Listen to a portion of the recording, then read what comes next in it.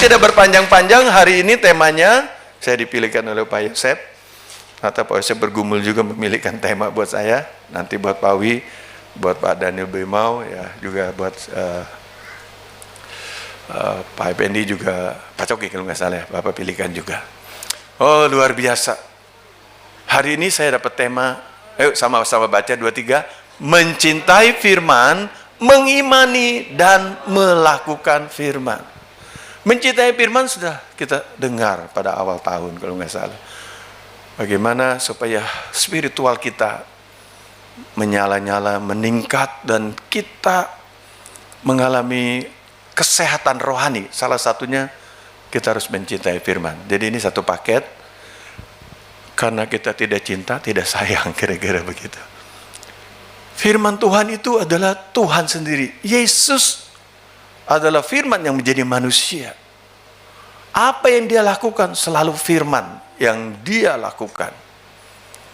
Dia berkata, seperti Bapa yang mau aku kerjakan, aku melakukannya. Seperti Bapa perintahkan, aku melakukannya. Kita yang sudah ikut BBCA, Bethel Biblical Counseling Academy. Saya berharap angkatan yang akan datang ada lagi dari gereja kita pilihkan ya, Pak Yosef ya. Karena ini penting untuk tim penggembalaan. Ada satu statement yang berkata, Alkitab itu cukup bagi kita. Tentu kita perlu sistem manajemen, saya sendiri perlu ada sertifikat ISO, jadi ada standar operation prosedur yang saya harus ikutin, tatanan bla bla bla bla bla. Tetapi secara keseluruhan Alkitab cukup. Bilang Alkitab cukup. Jadi sebetulnya kalau orang yang mencintai firman, dia percaya bahwa firman ya dan amin. Karena lebih mudah langit dan bumi lenyap daripada Tuhan tidak menggenapi firman-Nya. Dia berbicara kepada orang Farisi, pada ahli Taurat, bahkan kepada murid-muridnya. Firman-Nya ditulis oleh puluhan orang yang berbeda. Tapi ada satu kesatuan, itu menceritakan tentang Yesus. Dari sejak dunia diciptakan, Tuhan Yesus sudah terlibat. Roh Kudus bahkan Bapa. Dia berkata, kami. Perkataannya penuh kuasa. Apa yang dikatakannya, diucapkannya jadi. Jadi kalau kita nanti membaca firman dengan satu yang lebih nyata, karena firman menjadi manusia, kita mengasihi Tuhan Yesus yang sudah berkorban menebus dosa kita, mati di kayu salib, dikuburkan, bangkit pada hari ketiga, 40 hari berjalan dengan murid-muridnya, kemudian naik ke surga, mencurahkan Roh Kudus. Satu paket sampai sekarang Roh Kudus ada di tengah-tengah kita. Jadi ujung-ujungnya firman. Roh Kudus pun menyatakan firman. Firman apalagi berkata tentang firman. Bapa pun berfirman. Jadi kalau kita membaca firman Tuhan yang sekarang lagi kita hidupi, ada beberapa puluh orang di gereja ini, kalau saya boleh bersaksi, ada 90 orang sekarang ini membaca firman Allah setiap hari 2-3 pasal berbarengan pada hari yang sama, ayat firman Allah yang sama. Sekarang ini ada 90 orang. Beri tepuk tangan bagi Allah yang luar biasa. Tuhan taruh di hati saya supaya saya memfasilitasi. Kadang-kadang aneh. Kalau Tuhan mau, saya harus belajar taat. Dan kalau kita mengimani, saya baca di dalam satu firman Allah, kalau saudara ingin mengalami hidup kelimpahan, saudara harus percaya, itu janji Allah. Kalau perkataan saya, saudara lihat kelakuan saya, lihat tingkah laku saya, atau lihat karakter saya, terbatas. Tapi kalau saudara percaya, itu janji Allah, saudara akan mengalami. Itu ada ayatnya. Orang yang percaya akan mengalami kelimpahan. Dalam hal apa? Dalam segala hal. Baik roh, jiwa, tubuhnya akan menjadi berkat karena kelimpahan. Kalau kurang, buat saya aja kurang. Mana saya mau bagi-bagi? Ya, kemarin diulang lagi, orang nggak bisa memberi kalau dia nggak punya. Apa saja. Tapi kalau dia punya, berlimpah. Mungkin kita dapat limpahannya itu. Oke. Jadi kita harus mencintai firman, yaitu Yesus. Mengimani akan janji Allah, pasti akan digenapi. Saya sekarang ikut juga pengajaran Wahyu. Sekarang ini sudah pasal ke-14. Waduh, semakin yakin ini. tatanan dunia ini ada di dalam tangan Tuhan. Nggak bisa gara-gara Putin ini jadi kedatangan Tuhan lebih maju. Ada schedule-nya, ada rencana Tuhan. Oke, Ibu Arta bacakan firman-Nya. Oke, kita baca Mazmur 1 ayat 1 sampai ke 6 ya. Nanti saya akan uraikan. Silakan Bu Arta. Ya, demikian firman Tuhan. Berbahagialah orang yang tidak berjalan menurut nasihat orang fasik. Jadi kalau kita mau berbahagia, janganlah menurut nasihat orang jahat, orang berdosa, orang yang tidak mengenal Allah, atau melupakan Allah, atau sudah murtad. Orang fasik. Yang tidak berdiri di jalan orang berdosa. Atau berdiri dalam kelompok orang-orang berdosa. Kalau kita punya kerinduan besar untuk memenangkan jiwa mereka, untuk bersaksi, untuk menjadi saksi, it's okay. Tapi kalau kita pilih, kita mau bergaul dengan mereka, pikir berkali-kali. Jangan ada di tengah kumpulan mereka. Dan yang tidak duduk dalam kumpulan pencemooh. Jadi yang berbahagia kalau kita tidak menjadi pencemooh, karena kita terpisah dari mereka. Ya, ada orang hanya beberapa hari, enggak beberapa jam lah, akan terdampak dari kelompok di mana dia menghidupinya. Ayat 2. Tetapi yang kesukaannya ialah Taurat Tuhan. Dan yang merenungkan Taurat itu siang dan malam. Tetapi seperti saudara dan saya, sukanya adalah Taurat Tuhan, firman Tuhan. Dan juga yang merenungkan. Saya sedang hidup ini. Ini tahun kedua di mana saya membaca firman Tuhan dengan teratur. Dan saya juga beli buku Alkitab Hidup dalam Kelimpahan. Jadi ada banyak uraian. Jadi satu hari kalau kita ke kanan, ke kiri, wah melebar, mungkin 100 ayat kita harus baca. Tapi saya kadang-kadang menyesuaikan di mana saya bisa. Jadi bukan hanya membaca, bukan juga mendengar, suara Tuhan juga berbicara waktu kita baca, tapi juga merenungkannya firman Allah, siang dan malam. 3. Ia seperti pohon yang ditanam di tepi aliran air. Jadi kita bisa cek. Apabila kita lakukan ini, benar nggak hidup kita ini seperti pohon yang di tepi aliran air yang mengalir. Saudara, Tuhan tuh dahsyat. Udah seperti tahu nanti di akhir zaman tuh banyak air tuh penuh racun. Banyak air tuh tercemar. Kita lihat air itu putih semua, busa sabun. Saya tidak menjamin air ini membuat pohon itu berbuah. Jadi penting sekali kita ada di aliran airnya sungai. Maka kita harus seperti rusa yang rindu aliran air yang mengalir ini. Pohon bisa keracunan. Karena dia hisap air yang tercemar. Yang penuh dengan bla bla bla. Ya, kita cek apakah benar kita berdiri atau ada di tepi aliran sungai, sungainya Tuhan. Apa yang dikatakan? Yang menghasilkan buahnya pada musimnya. Cek apakah kita berbuah. Dan kita berbicara tentang karakter Kristus setelah kita hidup baru. Roh Kudus karunia-Nya membuat kita menghasilkan buah roh. Ya, Pak Yosef sering kali ingatkan, buah roh ya, jangan buah-buah roh. Karakternya memang 9. Diharapkan berbarengan muncul dan membuat kita semakin seperti Kristus. Hidup di dalam karakter Kristus. Seperti visinya GBI, menjadi seperti Kristus. Gaya hidup kita adalah gaya hidup Kristus. Cek, apakah kita menghasilkan buah. Dan dinikmati oleh sekeliling kita. Keluarga kita menikmati hasil perubahan hidup kita. Teman-teman kita di pekerjaan menikmati. Kamu sekarang beda loh. Dulu kamu lihat, saya lihat asem, kucem, apalagi lah pokoknya yang cem-cem begitu yang gak enak saudara. Sekarang kamu saya lihat bersuka cita. Oh ceria. Kamu berbicara matamu berbinar-binar. Dulu kuyu, tahu kan berbinar-binar sama kuyu saudara ya. Pokoknya nggak ada yang indah begitu. Oh sekarang berubah. Wow. Perubahan dari dalam keluar. Inner beauty muncul. Kita bekerja orang senang. Semua orang kalau ditempatkan pilih kemana? Saya pilih.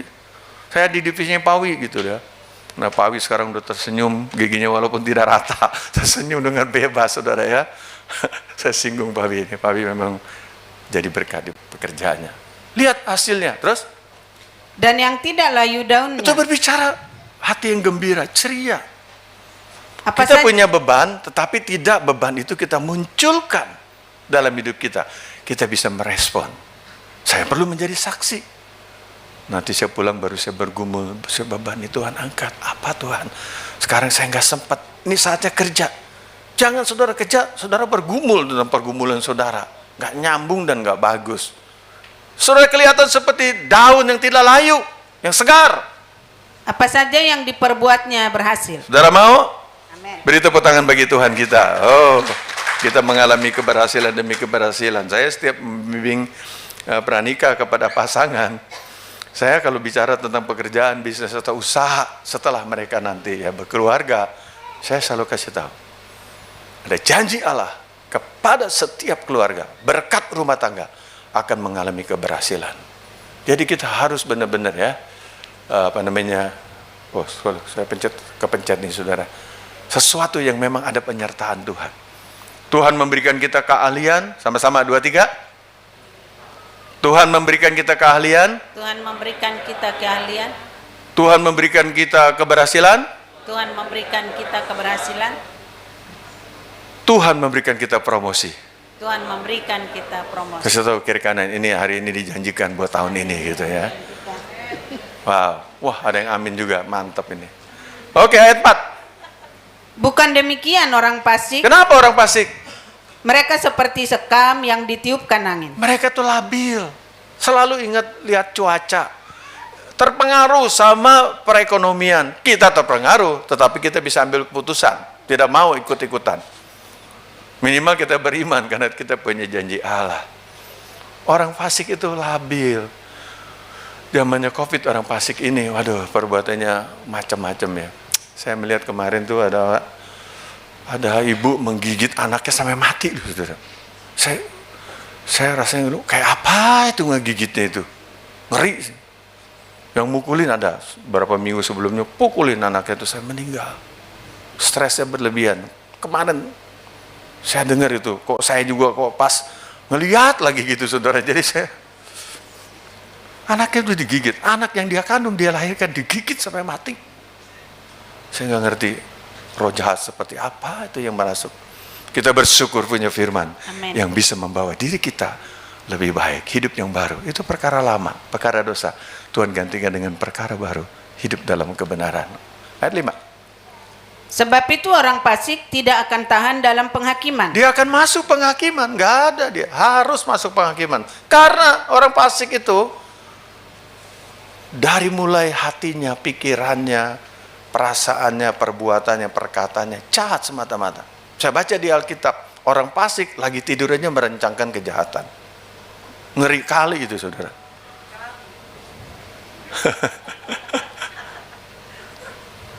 Ada orang bilang saya ini Batak, marganya pura-pura Batak saudara. Saya suka ngomong sama finance manager saya, saya bercandainnya, itu gini, dia ketawa dia. Tapi saya salah panggil, Opung. Wih, saya panggil Opung, mau Pasam katanya. Pasam lebih tua kok manggil Opung. Oh, saya salah, maksudnya Ito, saudara ya. Bu Harta juga saya suka panggil Ito, supaya ceria kita ya. Kita ini satu bangsa Indonesia. Amin. Ya, orang fasik ini akan masuk penghakiman terus. Begitu pula orang berdosa dalam perkumpulan orang benar. Ya, orang berdosa itu tidak akan tahan kalau berkumpul dengan orang benar. Karena dia tidak punya landasan untuk mengatakan kejahatannya. Kita pasti menolaknya. Ayat 6. Sebab Tuhan mengenal jalan orang benar, tetapi jalan orang fasik menuju kebinasaan. Ya, terima kasih. Jadi jalan orang fasik ini menuju kebinasaan. Ngapain kita bergaul dengan mereka? Kecuali kita mau menjadi saksi. Beda. Kita punya poin. Begitu dia katakan nyakar loh, seperti kalau kita lari lah, jangan mau ya berpanjang-panjang. Tapi orang benar itu orang salehnya Tuhan, orang benarnya yang dibenarkan Tuhan setiap hari, katakan amin. Orang yang dikuduskan Tuhan, disiapkan untuk menerima kemuliaan. Perjalanan orang benar dari hari lepas hari, dari hari ke sehari, penuh penyertaan dan penuh kemuliaan Tuhan. Ini yang kita rindukan.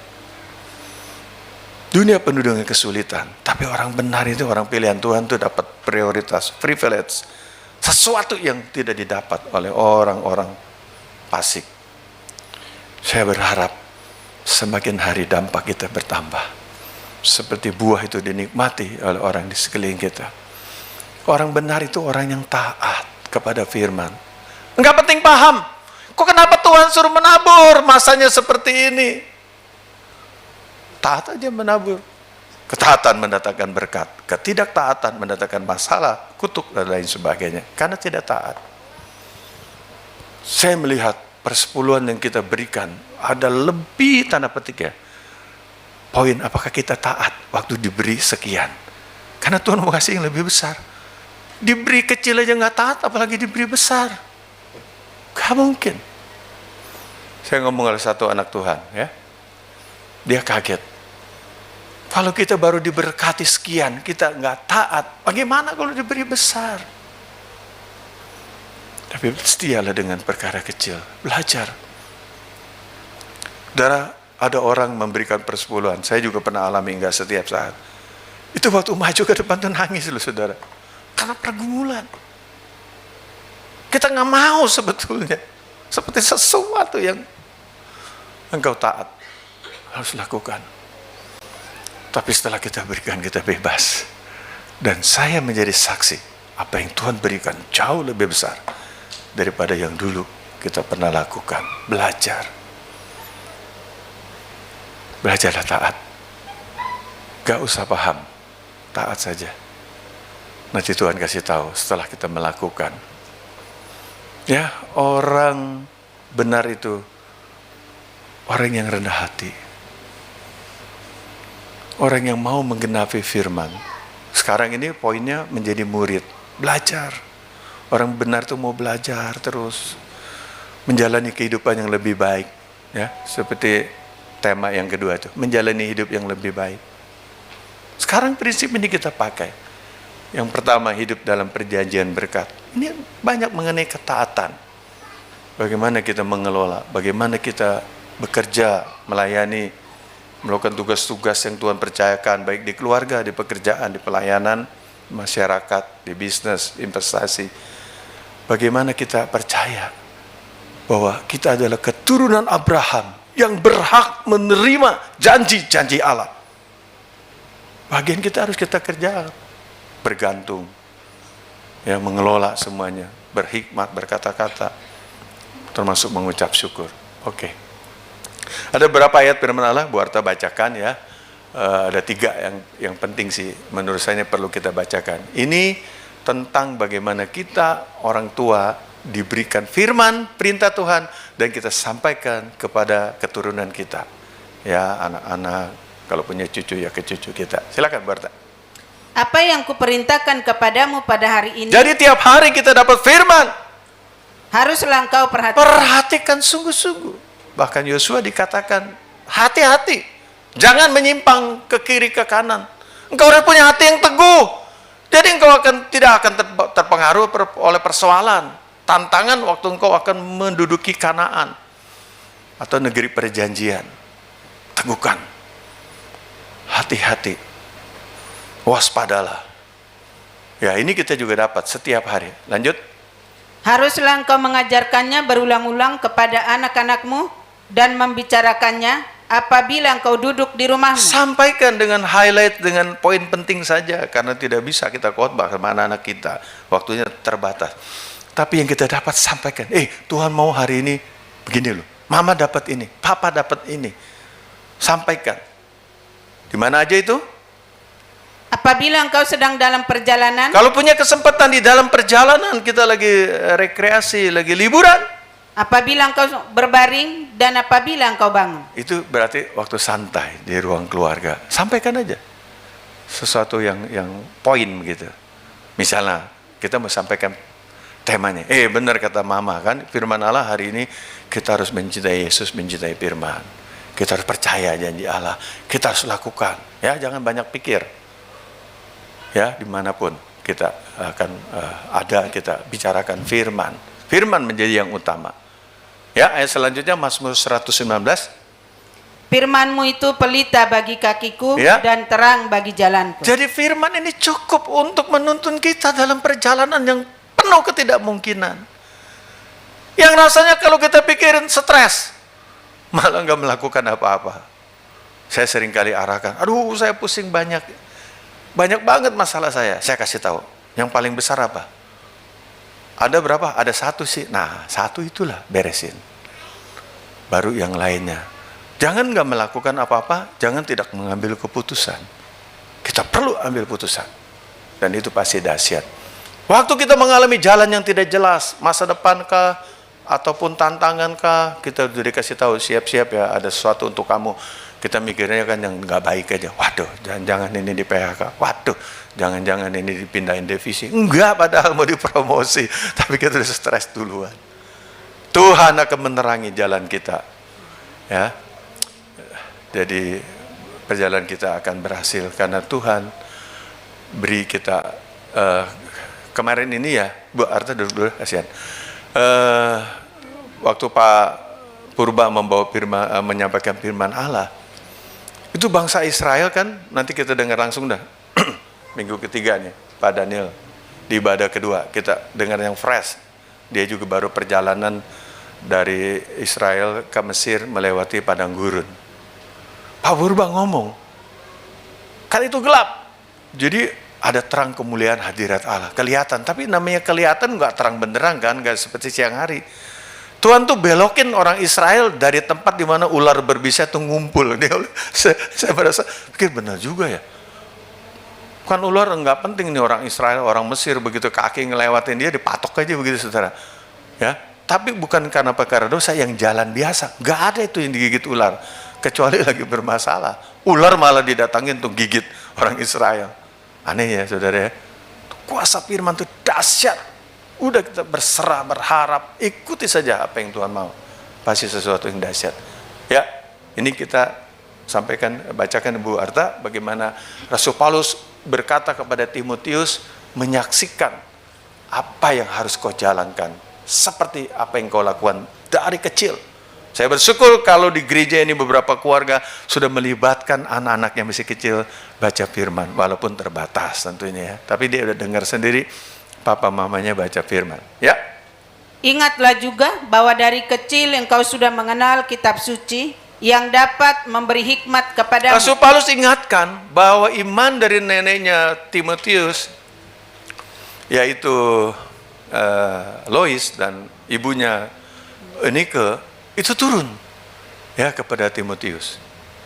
Dan dia ingatkan, kamu dari kecil sudah baca firman sesuai dengan arahan nenek dan ibumu. Terus? Dan menuntun engkau kepada keselamatan oleh coba iman. ingat waktu engkau membaca itu arahnya kan tentang ingetin tentang keselamatan dan oleh iman kepada Kristus Yesus. di mana engkau harus tambah-tambahkan imanmu kepada Yesus Kristus. Dan dia sampaikan juga Alkitab yang dia baca ini kira-kira kan ini yang kamu dapat. Apa itu? Segala tulisan yang diilhamkan Allah memang bermanfaat untuk mengajar. Nah, engkau anak muda, engkau sudah bukan yang engkau diajar melalui firman yang engkau baca. Engkau diberikan kemampuan untuk mengajar. Ya, saya banyak berbicara sama Pak Wi. Apa yang didapat di gereja, bukan sekarang ya, mungkin berapa tahun yang lalu. Pak Wi sampaikan pada waktu meeting koordinasi di karyawan. Nah, saya suka dapat feedback, wah bener Om. Saya sampaikan ada sesuatu, entah harapan kah, entah kuasa kah, pertolongan. Bukannya enggak ada masalah, ada masalah ya Pak Wi ya. Bahkan kadang-kadang lebih berat, tapi Pak Wi-nya kuat. Dia menjadi tandem yang seolah-olah, ayo tenang. Ya ini kesaksiannya, karena saya tahu ya. Yang lain kan saya nggak tahu ya, sampai jauh mana pergumulannya. Jadi kita bisa diberikan kemampuan untuk mengajar. Hati ini bergelora, ingin mengubah juga komunitas. Juga untuk apa? Untuk menyatakan kesalahan. Nah, kita kan banyak melihat. Kita juga suka salah, orang di sekitar kita juga salah. Lewat kata-kata firman yang penuh dengan kuasa itu, kita menyampaikannya mantep banget, lembut banget, dan mereka bisa terima. Kenapa? Karena yang kita perkataan ini perkataan yang penuh dengan kuasa. Lebih tajam dari pedang dimanapun. Bermata dua, kita juga terkena, yang kita sampaikan juga diubahkan Tuhan, dan punya kuasa. Seperti pujian tadi, ku ambil kuasa, senjata Allah yang penuh dengan kuasa untuk mengalahkan musuh. Terus? Untuk memperbaiki kelakuan Ya. dan untuk mendidik orang dalam kebenaran. Ya, terima kasih. Untuk supaya melalui hidup kita yang diubahkan, kita bisa berdampak bagi orang di sekitar kita. Kalau kita bisa berubah, kita ngomongnya gampang. Saya dulu juga seperti bapak, ibu, saudara. Tapi saya sudah diubahkan Tuhan. Sekarang saya menjadi ciptaan baru. Wow, Tuhan memberkati saya, lewat saya, bla bla bla. Itu suatu saat bisa menjadi pintu masuk. Kita menyampaikan. Dan memang kita bukan sekedar ngomong. Orang sudah bosan dengan perkataan. Orang mau lihat perubahan hidup kita. Orang mau lihat kelakuan kita. Maka di gereja ini keren banget. Kita diarahkan memiliki karakter seperti Kristus. Wow. Jadi Bapak Ibu, dalam kehidupan kita ini, kita mengalami tantangan, pergumulan, pencobaan, bahkan kegagalan. Saya ceritakan, walaupun saudara tidak melihat, nggak ada kelihatan Pak Sam ini susah. Saya ceritakan tentang beban saya. Saya ceritakan juga nih sekarang ya. 4 proyek terakhir yang besar-besar, kami ikut itu nggak dapat. Saya sampai galau. Sampai saya dinasihati dengan pemimpin perusahaan, dan istrinya juga ikut nimbrung. Karena dia tahu dari kata-kata saya itu, saya sudah begitu percaya. Dengar, hari ini ya, belum dapat. Tapi kami dibawa kepada proyek-proyek yang lebih besar lagi. Dan kami harus berjuang supaya itu dapat. Apa yang saya simpulkan? Tuhan memang menyediakan yang lebih baik. Tuhan akan membawa kita seperti kehendaknya, bukan keinginan saya. Ada-ada saja untuk kita memuliakan Tuhan. Makanya hidupi firman yang kita dengar di gereja. Suatu saat hidup kita juga terpuruk, bahkan jatuh. Tapi kalau kita jatuh 7 kali, Alkitab berbicara, orang benarnya Tuhan akan bangkit 8 kali. Beri tepuk tangan bagi Allah yang luar biasa. Tetap roh yang membangkitkan Yesus ada dalam hidup kita. Akan membangkitkan di seluruh tubuh jiwa kita ini. Bahkan roh kita. Karena Roh Kudus ada dalam hidup kita. Jangan berlama-lama. Anak Tuhan gak boleh baper. Nanti galau. Ya, begitu menyampaikan firman Allah, dia harus muncul seperti singa muda, saudara ya. Ada orang menubuatkan saya. Seperti Pak Sam nanti akan seperti Raja Wali. Yang terbang tinggi. Kuku-kukunya diganti. Bulu sayapnya ganti yang baru. Saya kaget juga, saudara. Memang saya udah ngomong rasanya, saya udah gak mau ke luar negeri ya. Saya punya paspor udah 3 tahun. Udah saya gak mau perpanjang. Seperti sesuatu yang redup. Tapi mendengar nubuat itu, mata saya melotot kayak begini. Tuhan masih punya rencana yang belum selesai. Doakan saya supaya saya berfungsi seperti rencana Tuhan, bukan keinginan saya. Kalau memilih, saya nggak mau perpanjang paspor saya. Artinya nggak mau keluar negeri, saudara. Tapi hari ini, seperti ada sesuatu yang bangkit kembali. Kerjaan Tuhan belum selesai. Kemarin saya bertemu dengan ketua. Saudara kalau ngomong gini, saudara doakan saja ya. Jangan nanti, Pak Sam nih ngomongnya luar negeri. Jangan. Karena nggak semua orang ngomong seperti saya. Ketemu dengan ketua BPLN, Pak Sep. Itu Bapak Ivan Sombing, mantunya Omesa, Ibu Oli Mesa. Dia dokter, praktek di rumah sakit, dan dia ada terlibat sebagai gembala, tanda petik, tim 4 gereja Tuhan, gereja Indonesia yang di Jerman. Beri tepuk tangan. Ini menurut saya sesuatu yang besar. Dan dia bersaksi, nah ini orang-orang Korea Utara harus tangkap ini. Saya hanya kepengen membalas orang Eropa sudah memberkati opung-opung saya, opungnya opung dulu itu. Dia datang ke Danau Toba, ke Sumatera. Saya termasuk yang dimenangkan. Saya ada di Eropa. Bahkan ditambahkan lagi dia harus memimpin juga Afrika. Sudah ada 1 di Senegal. Asia kecil, Turki dan Rusia yang pakai tan-tan itu, Tajikistan, Uzbekistan, pakai tan-tan itu negaranya ya. Ada 1 negara saya lupa disebut. Itu di dekat sama Rusia. Kami sedang lakukan ini. Dan kami sekarang ini, ya ini kan meeting ya. Saya langsung masuk ke meeting. Ini 3 hari yang lalu, Pandik Demadius ikut. Terbatas. Pak Purba karena nggak bisa, nggak datang. Semuanya hanya berlima. Karena Pak Purba nggak bisa. Kita lagi mikirin bagaimana orang misi dari Indonesia. Saya berdoanya NTT. Di mana? Siapa yang orang NTT sini? Ada nggak? Cuma satu ya, cuma Pak ini doang, Pak Daniel Boimo ya. Dia akan dipakai Tuhan membuka beberapa gereja di Inggris dan juga di Turki. Saudara jangan berpikir saya mau ke sana, enggak. Saya hanya mengucapkan kata-kata. NTT akan menjadi berkat bagi bangsa-bangsa. Biarlah di semasa saya ada ini, saya ingin melihat. Makanya Pak Kirenius bilang, saya ini lebih NTT dari orang NTT, kata dia.